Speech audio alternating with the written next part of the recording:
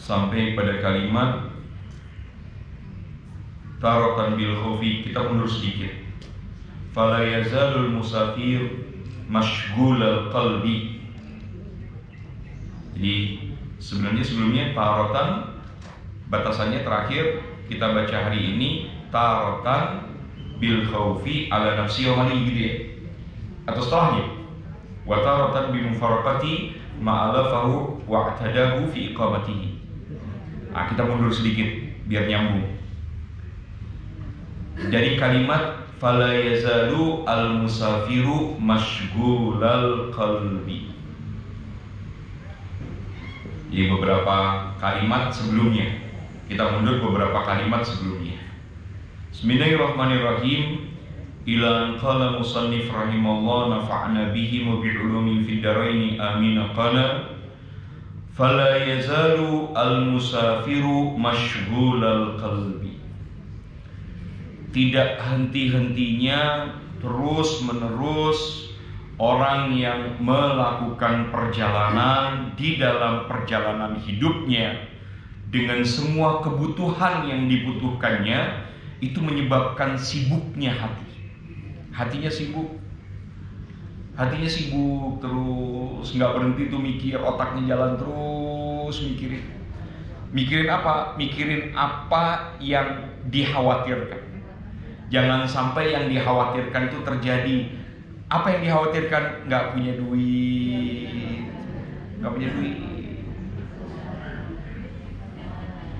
nggak bisa belanja, nggak bisa makan, nggak bisa jalan-jalan, nggak bisa cuci mata, gitu ya. Tapi hatinya sibuk dengan semua hal. Itu tanpa terkecuali. Bahkan kemudian dalam syarahnya jelas sebutkan kalimatnya itu kesibukannya terkait dengan urusan dunia. Taratan bil khawfi ala nafsihi wa malihi. Kesibukan yang muncul itu hingga mengkhawatirkan dirinya, terkait dengan dirinya, juga terkait dengan hartanya. Dia takut, ada ketakutan terkait dengan dirinya, ada ketakutan terkait dengan hartanya.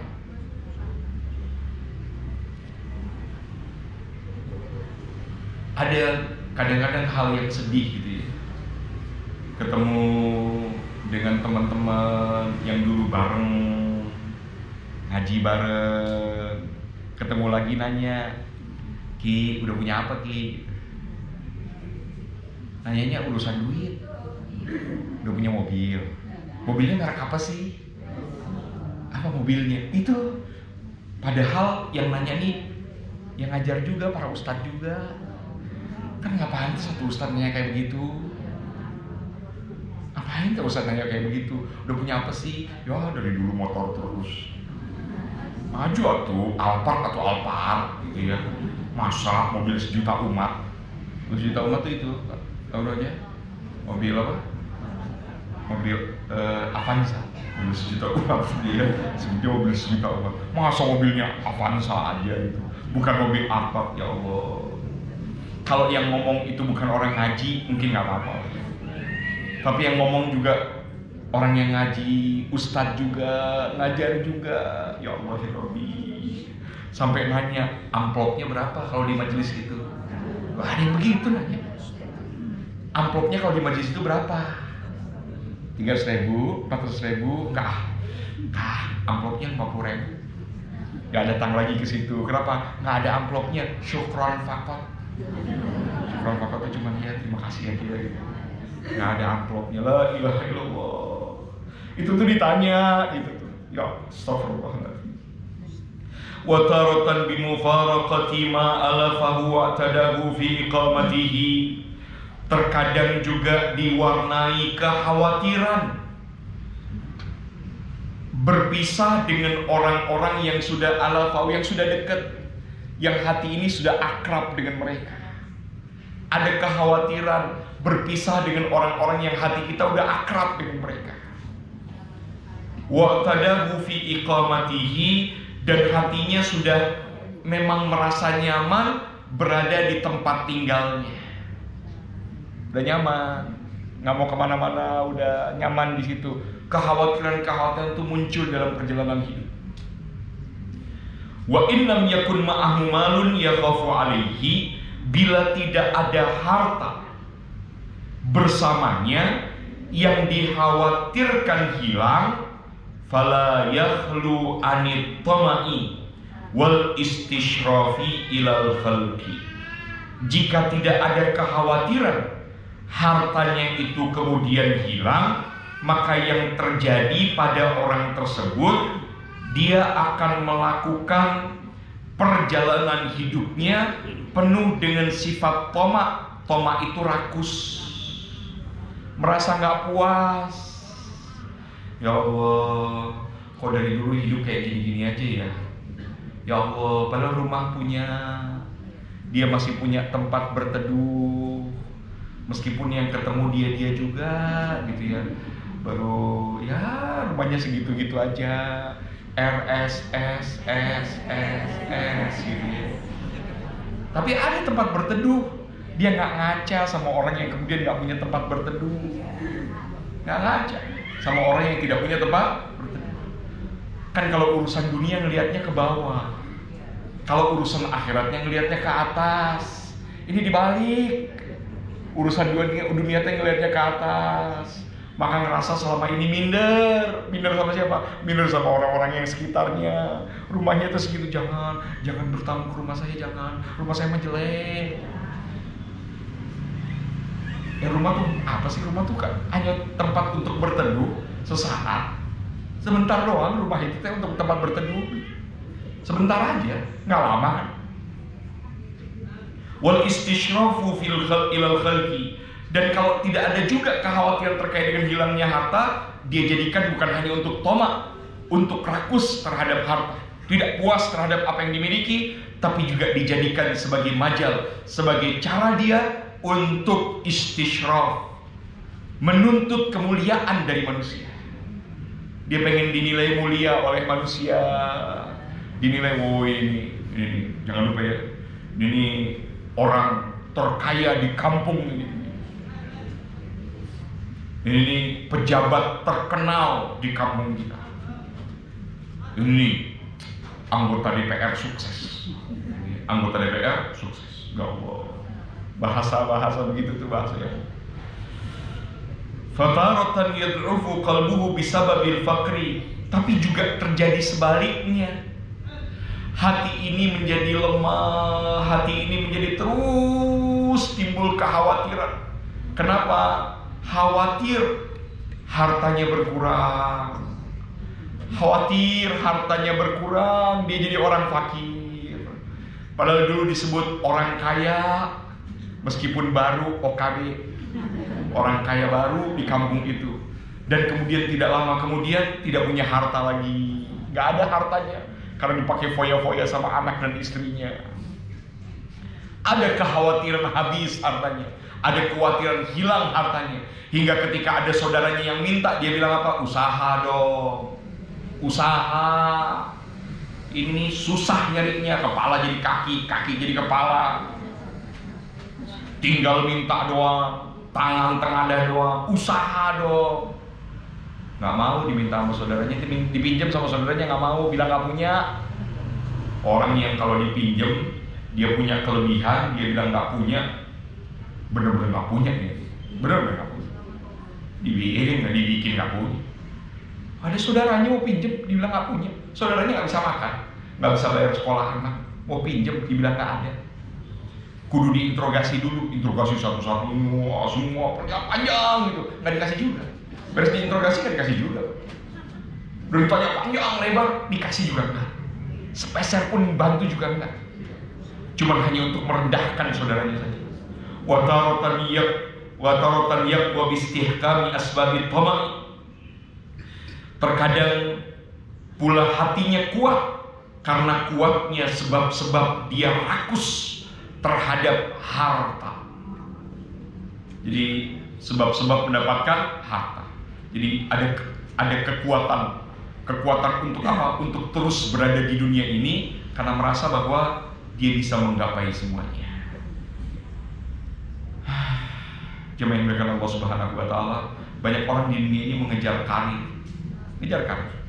Lehting, kejar karir, kejar supaya dapat pangkat, jabatan yang ujung-ujungnya hanya untuk istisyraf, hanya untuk menunjukkan jati diri di hadapan orang lain. Jemaah yang dimuliakan Allah, itu gak diajar sama Nabi SAW. Nabi itu mengajar kita hidup apa adanya. Hidupnya sudah segitu aja. Apa yang memang sudah kita cukupnya punya motornya udah cukup, Pak. Gak usah punya mobil kok, repot bayar pajaknya. Repot kok bayar pajaknya. Emang harga pelek satu itu berapa? Satu doang peleknya, gak usah 4 Pak. Peleknya 4-4-nya. Satu aja harganya udah mahal. Untuk bayar pajaknya setahun sekali, mahal. Lu punya motor cukup kok, jarang juga dipakai, di rumah aja motor. Jarang dipakai. Bolak-baliknya cuma situ lagi. Ya nggak usah punya mobil. Kenapa untuk punya mobil? Untuk apa punya mobil? Ya nggak usah. Bersyukur aja sudah punya motor. Kalau tanya punya mobil nggak punya, emang nggak punya kok. Harus bilang punya, nggak punya. Alhamdulillah, saya mau kemana-mana mau mobilnya ganti terus. Supirnya juga ganti terus, alhamdulillah. Naik angkot. Supirnya ganti, mobilnya ganti. Tiap hari kemana-mana. Tinggal ikut aja pokoknya dia. Mau kemana tinggal berhenti. Gitu kan. Tsumma syughlul hati wa tirhali musyawwisun bi jamil ahwal wallahu a'lam. Sampai pada kalimat itu. Tsumma syughlul hati wa tirhali musyawwisun bi jami'il ahwali fala yanbaghi an yusafira al-muridu illa fi talabil ilmi. Nah, Imam Ghazali memberikan solusi. Terus harusnya gimana supaya musafirnya kita itu berharga? Terus gimana supaya musafir kita itu diridhoi sama Allah? Imam Ghazali ngasih kita solusi. Bagaimana solusinya? Kita tunggu pada pertemuan yang akan datang, insya Allah. Mudah-mudahan kita semua disehatkan oleh Allah. Bapak-bapak yang sehat, mudah dijaga sama Allah lahir batin kita, insya Allah. Kalau masih sholat, baca Quran, syifa. Jangan ragu Pak, Al-Quran itu syifa. Jangan ragu sedikit pun, Al-Quran itu syifa. Insya Allah kalau masih istiqomah, Allah akan sehatkan kita. Ibu-ibu yang sehat. Gak usah khawatir apa-apa. Ibu-ibu yang kemarin dengar kuliah subuh Abi yang terakhir, kuliah subuh yang terakhir itu kuliah subuh yang paling berkesan. Yang kemarin, yang sekitar kemarin ya. Hari apa itu? Hari Senin ya. Itu kalimatnya jelas. Kalimat tentang imannya jelas. Itu kita jadikan sebagai rujukan.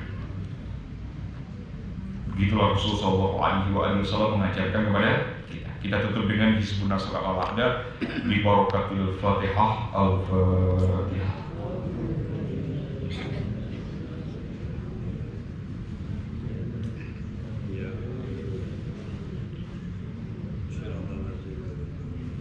Bismillahirrahmanirrahim. Inna fatahna laka fathan mubina liyaghfir laka Allahu ma taqaddama min dhanbika wa ma ta'akhkhara wa yutimma ni'matahu 'alayka wa yahdiyaka siratan mustaqima. Wa in saraka Allahu nasran 'aziza wa kana 'inda Allahi wajhan fi dunya wal akhirah minal muqarrabin wajhan lillahi fawqa as-samawati wal ardi. Bismillahirrahmanirrahim. Nasrun minallahi wa fathun qaribun basyiril mu'minin. Ya ayyuhalladzina amanu kunu ansarallah كما قال عيسى ابن مريم للحواريين من أنصاري إلى الله قال الحواريون نحن أنصار الله والله لا إله إلا هو الحي القيوم لا تأخذه سنة ولا نوم له ما في السماوات وما في الأرض من ذا الذي يشفع عنده إلا بإذنه يعلم ما بين أيديهم وما خلفهم ولا يحيطون بشيء من علمه إلا بما شاء وسع كرسيه السماوات والأرض ولا يؤوده حفظهما وهو العلي العظيم. بسم الله الرحمن الرحيم.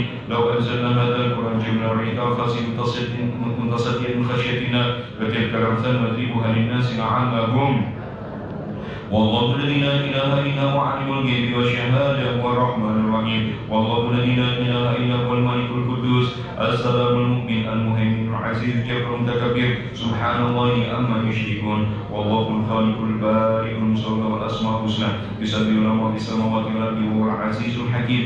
يعيذ نفسه بالله تعالى من كل ما يسمع بأذنه ويبصر بعينه ويمشي برجلين ويبتش بيدين ويتكلم بشفتين. أصبت نفسي بالله من خالق أكبر من شر ما أخاف وأحذر من الجن والإنس وأن يضرني عز جاره وجل ثناؤه وتقدست أسماؤه ولا إله غيره.